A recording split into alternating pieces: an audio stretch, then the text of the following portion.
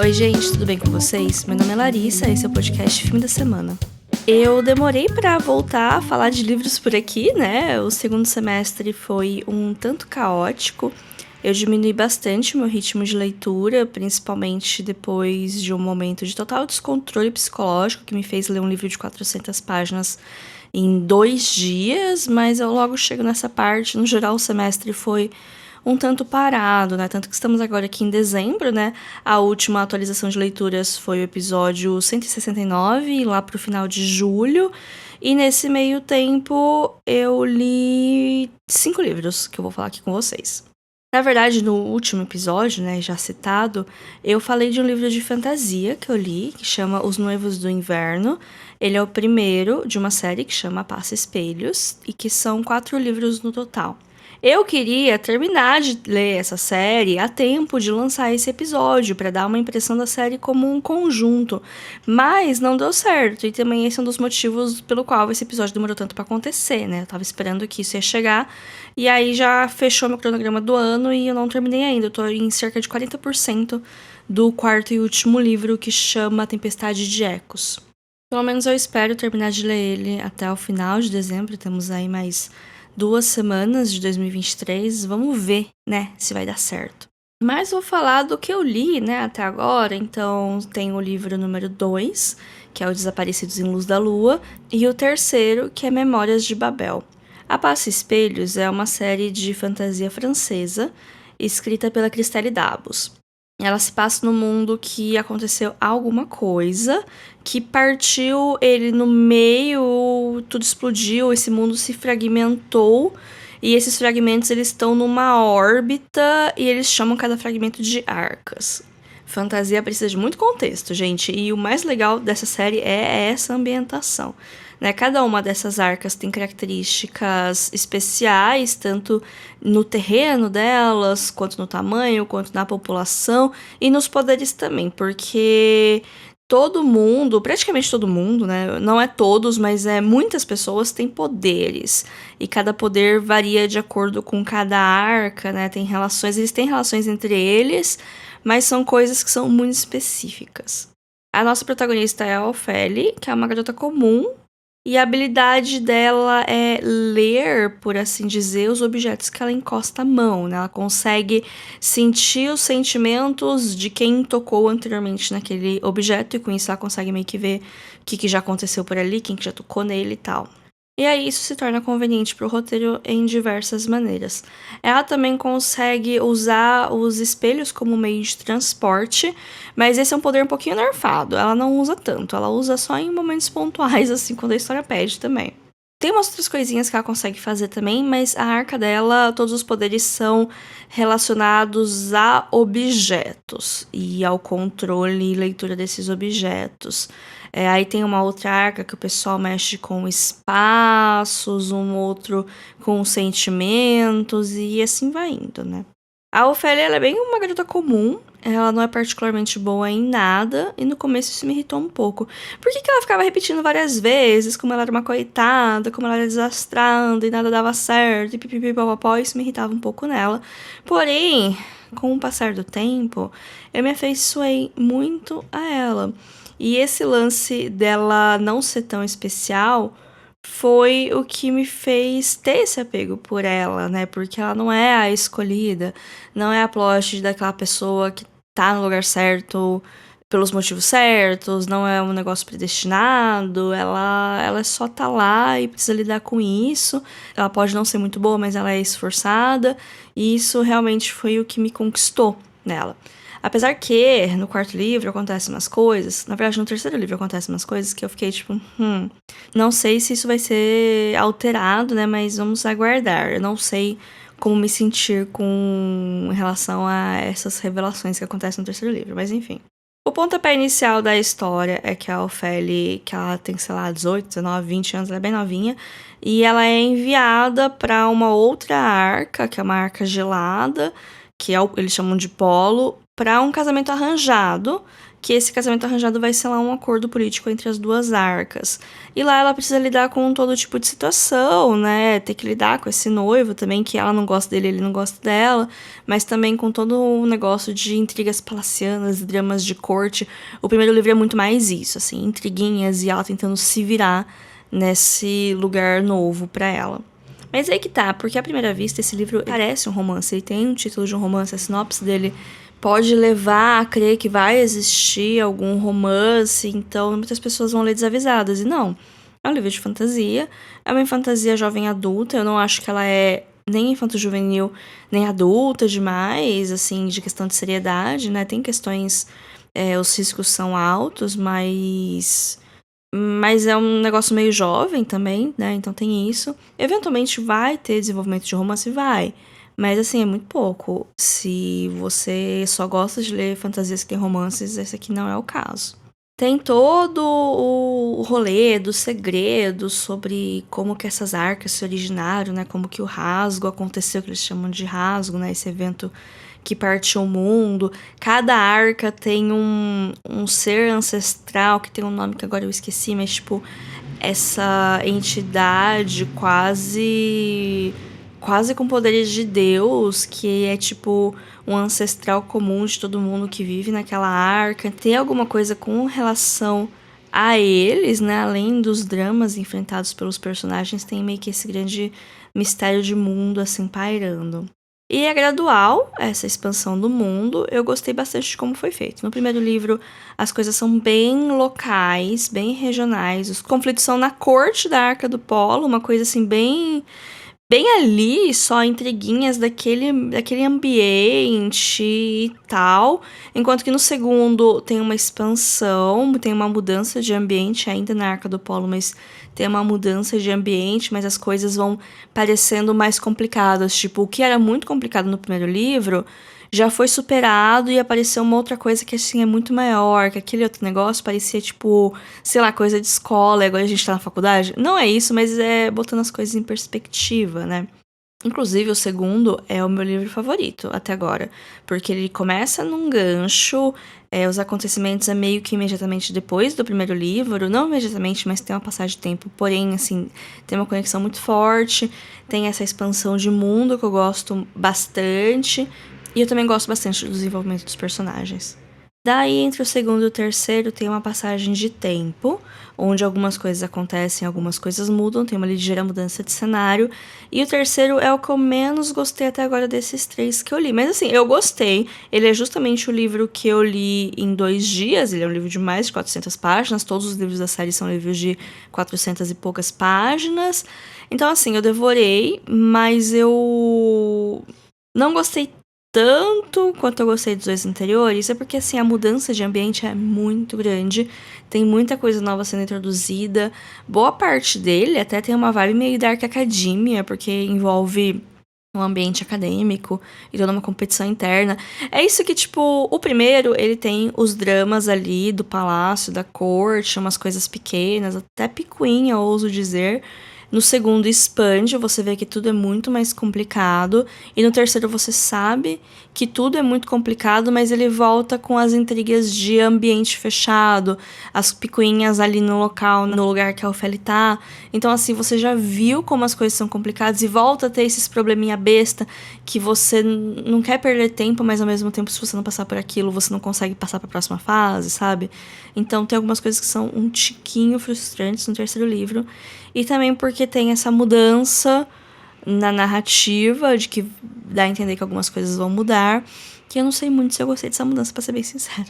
E também tem um ar meio distópico, que não tinha nos outros. Aqui no terceiro ele tem, assim, um negócio de se delineando, que me lembra tantas outras distopias que eu já vi por aí, que eu tenho um pouco de medo também, confesso. Mas atualmente eu tô em 40% do quarto e último livro. Eu tô gostando, mas eu tô um pouco preocupada com como que as coisas vão levar, mas eu ainda tenho mais de 300 páginas na minha frente pra saber o que vai acontecer. Então, na próxima atualização, eu espero trazer pra vocês, né, o que eu achei dessa série como um todo. Mas essa é a minha impressão, por enquanto, né, da série da Passa Espelho. Está sendo uma ótima série, eu tô gostando muito, mas eu tô um pouco preocupada com o final. Daí que nesse meio tempo eu li 2 livros do Machado de Assis, mudando da água pro vinho a temática desse episódio, mas o ponto é que eu finalmente entendo o hype de Machado de Assis, eu finalmente entendo porque ele é considerado um dos maiores escritores do Brasil e quiçá da língua portuguesa, ouso dizer isso, porque eu adorei, tá sendo um momento muito bom da minha vida, sabe? Tô muito feliz com isso. Veja bem, na época da escola, eu era uma jovem rebelde. Eu não lia as leituras obrigatórias. Eu entrei na universidade à base de resumo da internet. Enfim, não é uma coisa que eu tenho orgulho, mas foi o que aconteceu, gente. Faz 15 anos tudo isso, faz muito tempo. Eu era uma outra pessoa. Agora, no alto dos meus 30 anos, eu tô redescobrindo escritores brasileiros clássicos, eu tô lendo bastante. Entre ano passado e esse ano eu li várias coisas que devia ter lido na época da escola e não li e gostei bastante. Por coincidência, eu li 2 obras do Machado nos últimos meses. A primeira é O Alienista, que não é exatamente um romance, ele tá mais para uma novela. É uma história curta e relativamente simples. E eu lembro de ter lido ele no colegial, foi uma das poucas leituras obrigatórias que eu de fato li. E eu gostei dele, né? Porque eu li e reler foi interessante, apesar que eu acho que a minha memória talvez tinha gostado mais dele do que agora. Talvez ele tenha feito muito mais impacto na Larissa de 16, 17 anos do que fez hoje. Mas é uma boa novela, é uma história interessantíssima. Vai explorar a loucura humana num contexto muito específico de uma cidadezinha no interior, numa época que é interessante notar, porque era uma época onde sanatórios eram comuns, né? E aqui no Brasil tivemos vários que eram ativos até relativamente pouco tempo, né? Eu ando consumindo bastante coisa sobre esse tópico. Eu assisti o filme da Anísia da Silveira uns meses atrás, tá tendo exposição no Sesc Bauru sobre ela, então tem toda uma programação complementar e que de vez em quando eu acompanho, e é meio que por isso que eu tô inserida nesse tópico e com curiosidade nesse tópico, e foi aí que eu acabei relendo o Alienista. E tendo o contexto, é muito mais legal, sabe? Às vezes, quando você vai ler uma obra que já tem mais de 30 anos, eu diria, é interessante entender onde que o autor estava e o que estava acontecendo em volta dele, que faz a gente ter uma compreensão um pouco mais interessante, né, de tudo. Agora, o outro livro do Machado que eu li foi Esaú e Jacó, que é uma das últimas obras que ele publicou, e muitos consideram o auge estilístico do autor. Eu não sei o que dizer sobre essa afirmação, porque eu não li tanto dele, mas eu adorei esse livro. A história ela se passa no Rio de Janeiro, às vésperas da Proclamação da República, e eu li na época do feriado também, né, tem isso. E a gente acompanha 2 irmãos, o Pedro e o Paulo. Eles são gêmeos.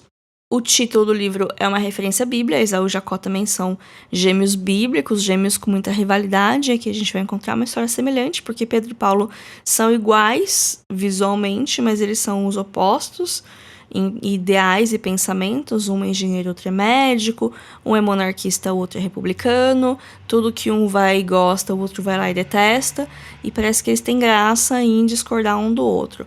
Porém, os 2 se apaixonam pela mesma mulher, e aí isso vira meio que um conflito entre eles. Essa é a premissa do livro, essa é a sinopse do livro, e ela é um pouquinho enganosa. Assim, vai ter isso no livro, mas talvez não vai ter na intensidade que você espera, até porque isso aqui não é livro do romantismo, né? Não vai ter morrer de amores e grandes dramas românticos. Muito pelo contrário, né? Tem uma passagem no final que é uma grande chacota com os românticos, né? Porque eu não vou entrar em spoilers do livro, né? Mas enfim, o fato é, os gêmeos, eles são meros coadjuvantes num conjunto de acontecimentos de vários personagens envolvidos com a alta sociedade carioca, que está em polvorosa com essas mudanças sociais que estão acontecendo no final do século XIX. E isso é muito legal, essas observações sociais, esses comentários que a gente percebe que pouquíssima coisa mudou nesses 150 anos, sabe? E o narrador, ele é excelente, assim, é o narrador que vai contando essa história, na verdade é um cara que pegou o Diário do Aires, que é meio que um personagem, é meio que uma auto-inserção do Machado de Assis, né, até porque depois tem um livro só dele, um spin-off solo do Aires. E o Aires é o melhor personagem, quando ele tá na cena, você sabe que a cena vai ser boa, sabe? Porque ele tá em todos os lugares, e ele tem a confiança de todo mundo, e todo mundo abre a boca pra falar com ele. E por que não? Porque você é conselheiro, você vai me dar conselhos. E ele só fica, sabe, repetindo a última frase que cada um falou. Aí a pessoa fala, nossa, me aconselhou muito, você é muito sábio. E ele, tipo, só repetiu meia dúzia de frases feitas, sabe? Maravilhoso. E como eu falei, né, o narrador que tá vendo esses diários e tá contando pra gente é excelente. O narrador fala com a gente várias vezes. Não sei se é igual Memórias Póstumas, que dizem que isso acontece o tempo todo. Mas eu me sinto pronta pra ler tudo que Machado escreveu. Não são muitas coisas, mas tem bastante coisa. E eu quero ler Dom Casmurro. É um plano que eu tenho pros primeiros meses de 2024, ler Dom Casmurro. Eu sinto que Dom Casmurro é um livro que eu sei de muita coisa, mas eu não sei de muito mais coisa do que eu acho que eu sei, sabe? Porque eu acho que a história é muito mais do que só Capitu traiu ou não Bentinho. Então eu tô curiosa pra chegar. Mas esse é o ponto. Se você na escola não gostava de Machado de Assis, achava chato, hoje talvez você ache legal. Se você continua lendo, né? Se você não lê tanto, talvez você continue achando chato, né? Tem a barreira do vocabulário, que de fato é um vocabulário diferente, né? Porque a língua, ela muda, né? Nesse tempo todo. Não é como se fosse uma obra gringa que você pega uma tradução um pouco mais atualizada com um vocabulário um pouco mais contemporâneo. Aqui no caso, não, você lê as palavras que saíram da cabeça do Machado de Assis. Eu acho isso brilhante porque ninguém de outro lugar do mundo, além do Brasil, vai ter a compreensão desse texto que a gente tem, porque é a gente que vive nessa sociedade. Então, fantástico, fantástico. Gostei muito de Esaú Jacó. Eu achei um livro que não prometeu nada, porque assim, eu fui ler cética, eu achava que ia ser chatíssimo. E eu me diverti muito, eu gostei muito desse livro. Os capítulos são muito curtos. E tem muitos personagens. E tem uma coisa que acontece lá no começo que você acha que é um negócio completamente aleatório. E aí, pro meio do livro, aquele personagem volta. E aí você fala, é aquele personagem. E aí ele some de novo. Aí no final do livro ele volta e faz um negócio importante. Aí você fala, nossa. Então tem esses negócios das referências que elas demoram pra ter esse pagamento, né? Esse payoff, mas quando acontece, acontece. Tem um capítulo que eu acho que é na metade do livro que ele é completamente solto, assim, da história principal, mas eu acho que ele é um dos melhores capítulos, é um dos mais importantes, que é sobre... vou contar pra vocês. Eu não falo muito spoiler, mas como eu falei, é meio que o espírito do livro é esse, que acabou de ter a proclamação da República, tá todo mundo correndo que nem barata tonta sem saber o que vai acontecer, né, principalmente a galera da elite, né, que não sabe direito quais dos privilégios vão ser mantidos ou não, spoiler, todos os privilégios foram mantidos, né, mas aí tem um cara que ele tem a confeitaria... Como que é o nome da confeitaria? Confeitaria Real, ou Confeitaria do Monarca, é alguma coisa assim relacionada a rei. E aí ele pediu pra pintar uma tabuleta pra colocar na frente da confeitaria, né? Porque tava precisando trocar.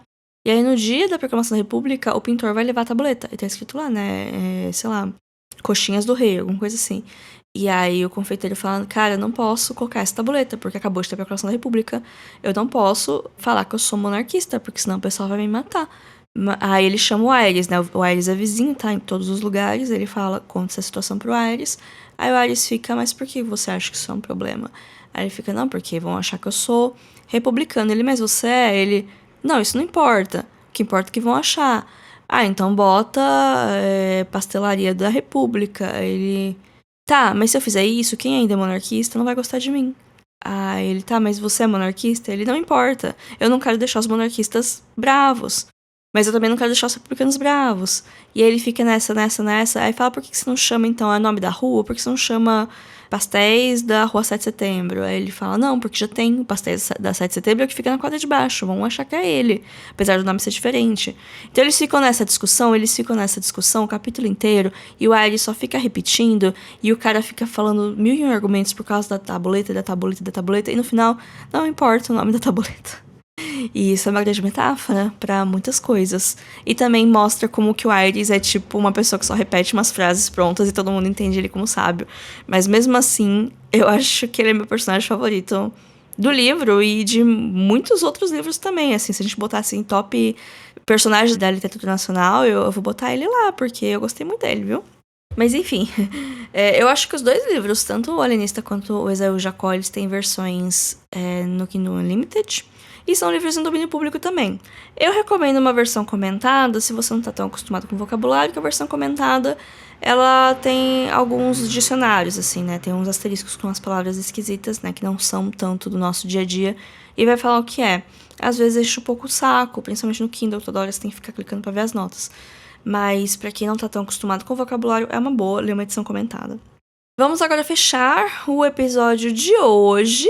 Eu falei que eu li pouco, mas eu tô falando muito dos livros, né? É que foram livros bons, eu fiz uma boa seletiva, apesar de ter várias coisas que eu preciso terminar de ler ainda esse ano, porque eu não queria entrar em 2024 com livros, né, começados. Mas enfim, vamos para o quinto e último livro desse episódio, que é A Sociedade do Anel. Isso mesmo, o primeiro livro da trilogia do Senhor dos Anéis, escrito pelo J.R.R. Tolkien, ou J.R.R. Tolkien, sei lá como vocês preferem chamá-lo. Se você me acompanha no Instagram, você já tá sabendo dessa releitura. Eu documento minha jornada por lá, @filme.da.semana. Mas sim, eu estou lendo novamente Senhor dos Anéis e tô lendo em inglês, né? A língua original dele. Eu já tinha lido o livro pela primeira e única vez em 2006, quando eu tinha 14 aninhos. E desde então eu considero meu livro favorito de todos os tempos. Mas o tempo passa, né? E eu queria saber se ele continua tão alto nessa minha lista. E tá sendo uma delícia voltar nesse mundo. Não sei se vocês sabem, mas Senhor dos Anéis é o meu filme favorito, né? O livro eu falo que é, mas o filme é. Ele é o filme que me fez ter interesse pelo cinema e por saber como as coisas funcionam e de falar sobre cinema. Eu revejo ele pelo menos uma vez no ano. Esse ano eu tô entrando pra segunda vez já, porque eu já vi ele inteiro e eu já revi A Sociedade do Anel logo que eu terminei de ler o livro, então eu acho que conforme eu vou terminando de ler os livros eu vou revendo os filmes e sempre as versões estendidas, claro. Eu sei os filmes de cor, então eu tô bem inserida nesse mundo. O que é bom, porque é um universo um tiquinho difícil de entrar, principalmente pelo livro. Pelo filme eu acho que é um pouco mais fácil. E a minha introdução meio que foi pelo filme. Eu vi o filme, depois de uns anos eu li o livro, então foi difícil, mas nem tanto. Eu agradeço muito a força de vontade da Larissa do passado, porque, olha, eu relendo agora, eu ficava pensando, né, na cabeça de uma pessoa que tava lendo aquilo pela primeira vez. Não é fácil começar a ler Senhor dos Anéis sem ter conhecimento prévio nenhum da Terra-média, nem de nada. Eu lembro que eu ouvi alguém falar, ou se é conhecimento geral, que o começo da Sociedade do Anel é um teste de força, principalmente a festa do Bilbo, pra saber se o leitor de fato tinha a força de vontade pra continuar a ler a saga. Mas, relendo, esse começo foi muito tranquilo. Assim, a introdução, que é sobre os hobbits, falando como que funciona o condado, as divisões, a administração política, e dando um breve resumo do livro, o Hobbit, dos eventos que acontecem no livro do Hobbit, essa parte é maçante. Essa parte é maçante, é meio enciclopédica, então não é legal de ler, então assim, é difícil, mas você meio que tem que ler para ter o contexto de começar a ler o livro, né? Então assim, pra mim não foi difícil, porque eu já conheci, então foi até interessante, né? Eu peguei mais coisas do que eu tinha pegado antes. Agora, quando começa o livro, não achei difícil. A festa do Bilbo é mó legal. Eu gosto bastante dos 2 primeiros capítulos, porque tem bastante coisa que nos filmes eles usaram mais pra frente, vários diálogos, tem várias coisas sobre o Bilbo e sobre os hobbits que eu acho legal. Eu gosto muito dos hobbits. Mas assim, eu acho que a partir do 3º ou 4º capítulo, que o Frodo e a turminha resolvem sair da Vila dos Hobbits e até eles chegarem em Bree, é bem chato. E são tipo uns 4 capítulos. Assim, o começo da jornada até que é interessante.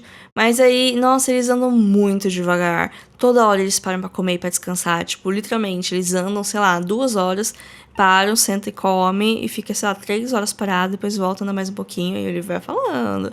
E os hobbits fazem 50 refeições por dia, né? Então toda hora para pra comer. Então, beleza, esse começo vai. Mas quando chega na Floresta Velha, quando encontra o tal do Tom Bombadil, aí fica difícil. E assim, eu achava que talvez a idade ia me fazer apreciar o Tom Bombadil, mas não. Só me faz detestar ele mais ainda, porque Porque é chato e eles ficam cantando e eu não gosto muito de poesia, sabe? Fica aquele bom de poesia. Assim, tem uma outra coisa que é interessante, é tipo migalhas de história da Terra-média. Você, uma vez que você leu os outros livros, você conhece mais ou menos a história, você tá ligada que uma coisa é uma coisa, outra coisa é outra coisa. Mas é muito pouco. Eu tô lendo a versão física, né? Eu tô fazendo marcações das partes que eu acho interessante, das partes onde tem informações que eu posso procurar no futuro para ganhar discussões por aí, frases que eu gosto, né? Passagens que eu gosto do filme. Vou marcando. E nessa parte que ele tá no Tom Bombadil, eu acho que eu marquei. Se eu marquei uma coisa, foi muito. Eu tenho um vão enorme, sem marcação nenhuma, que é a parte da Floresta Velha e depois do Tom Bombadil. E sabe o que é pior? Tipo, eles vão pra Floresta Velha, eles encontram lá o Carvalho o Homem. Eu não sei se é no começo ou antes. Mas enfim, a Floresta Velha tem várias coisas que deixam eles atrapalhando eles lá. Aí eles chegam no Tom Bombadil, o Tom Bombadil salva eles, leva eles pra casa, eles ficam no Tom Bombadil, eles cantam, eles comem, eles dançam. E eles saem. Aí o Tom Bombadil fala, vai lá e segue reto, vocês vão chegar. Eles vão lá, seguem retos e caem em alguma armadilha de alguém. E aí tem que ir lá, Tom Bombadil volta. Ai, salvei vocês, vou levar vocês até a beira da floresta, tá bom? Aí eles chegam lá. Aí depois Tom Bombadil some pela segunda vez, aí fica legal de novo. Mas assim, quando você acha que você se livrou dele, ele vai lá e volta. Mas depois, né, que passa por esse momento, fica bom demais. Eu gosto muito de Senhor dos Anéis e eu não me incomodo tanto com a descrição. Sim, ele é pesado nas descrições. Não, eu não entendo todas as palavras, que por mais que eu seja fluente em inglês, eu não conheço todos os sinônimos pra mato e pra matinho e pra montanha e pra barrel e não sei o que lá e não sei o que lá e várias palavras pra falar coisas que eu talvez não entenda de primeira porque não são relevos conhecidos, né, aqui no Brasil. Então eu abstraio muitas coisas, mas eu consigo criar uma imagem bem legal na minha cabeça. Principalmente Lórien. Lórien é o lugar mais perfeito do mundo. E assim, quando eles estão lá, eles ficam um tempo lá. São uns 2 capítulos deles em Lórien. E aí as folhas, e o jeito que o sol bate nas... Ai, é tudo tão bonito! E uma coisa que é curiosa é que, assim, muito tempo se passa. E o livro deixa bem claro as passagens de tempo e como elas são longas, mas os capítulos não são tão compridos assim. Tipo, eles são compridos, eles têm uma média de 30 a 40 páginas, mas ele vai narrando acontecimento, e acaba focando mais nos acontecimentos do que no desenvolvimento de personagens, até porque tem bastante gente, eventualmente, quando eles fazem Sociedade do Anel, são 9, e tem uma galera tipo o Legolas e o Gimli, que a personalidade deles é ser um elfo e ser um anão, e se detestarem e ficarem brigando, essa é a personalidade deles. A personalidade do Pippin é fazer pergunta burra e levar esporro de todo mundo.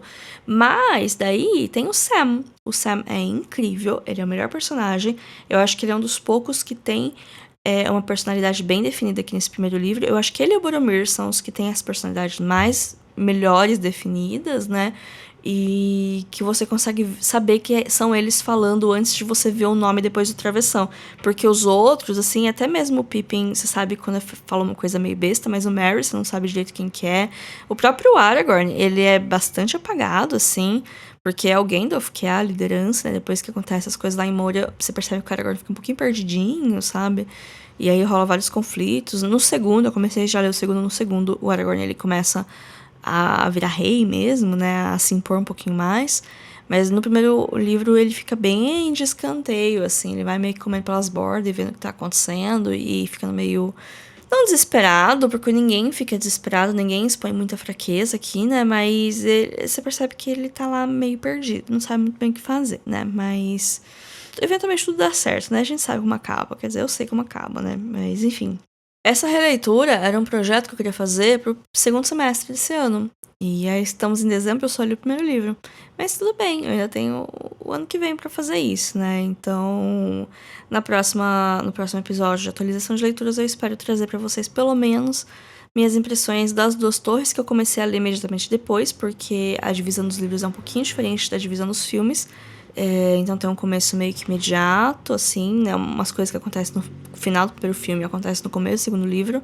Mas eu vou focar nos outros livros que eu tenho começado, né? Que é As Memórias de Babel. Não, é A Tempestade de Ecos. E o Relações Perigosas, que é um livro que eu comentei no Instagram, mas aqui eu acho que eu nunca falei dele.